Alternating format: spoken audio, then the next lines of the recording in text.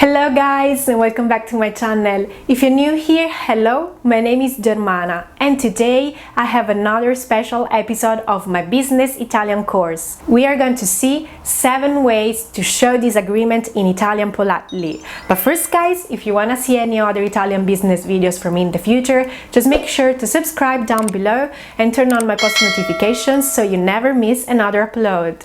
Are you ready? Let's get started!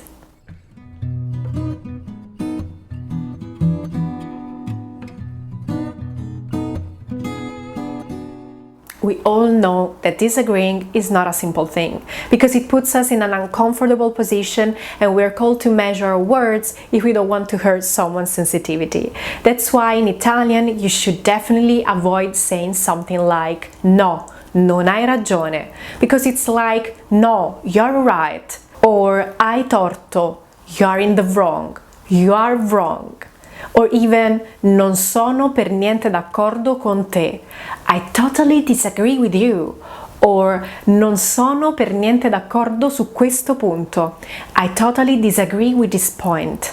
These expressions are a way too straight. I would rather suggest saying something like non sono proprio d'accordo con te, because it's like I don't really agree with you, or non sono proprio d'accordo su questo punto, I don't really agree with this point. In this way, you're not saying that you totally disagree with your interlocutor, rather that you only agree with a part of their discourse. This is a strategic way of expressing contradictions, especially the use of the adverb proprio should mitigate the tension and let your interlocutor down the guard. I would say that proprio is very helpful in this case to soften your disagreement. Very similar to number 1 is capisco quello che stai dicendo, ma penso che. Yeah, I see your point, everything makes sense, but, there's always a but, I think that. The Italian adversative conjunction for but is ma. Capisco quello che stai dicendo, ma. I see your point, but. Having your own opinion is very important. You don't have to feel guilty if it differs from one's own. Being able to mitigate and find a way to express your opinion politely will help you maintain a good and constructive relationship over time. Another polite way is ho un'opinione diversa, I see it differently, or ho un'opinione completamente diversa, I totally see it differently, which I would say is fair enough. But also, personalmente la vedo in un altro modo. Personally, I don't see it that way. Very similar to number 4 is la penso diversamente or la vedo diversamente. I see it differently. Number 3, 4 and 5 might appear a bit straighter to you, but they're very diplomatic, because also in this case you're not telling your interlocutor they're in the wrong, rather that you simply see it differently. But of course that could also be the possibility that you only disagree with a little part of your interlocutor's discourse.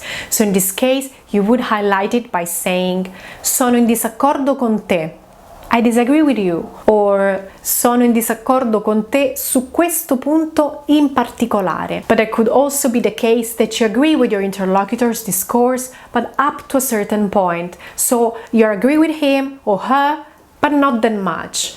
And in this case you would say sono d'accordo con te, ma fino a un certo punto. I agree with you, but up to a certain point. So good, that's all for today's lesson. Before I leave you guys, I want to give you a sentence and I want to know what do you think about it. If you may disagree with it, you now know how to express disagreement in Italian politely.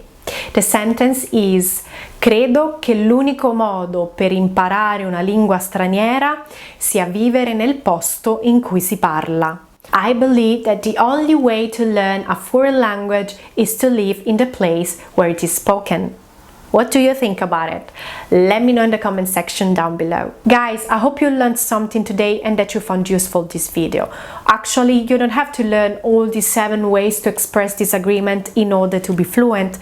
Try to master at least 2 or 3 of them and incorporate them into a conversation. Of course, if you have any question, please let me know in the comment section down below.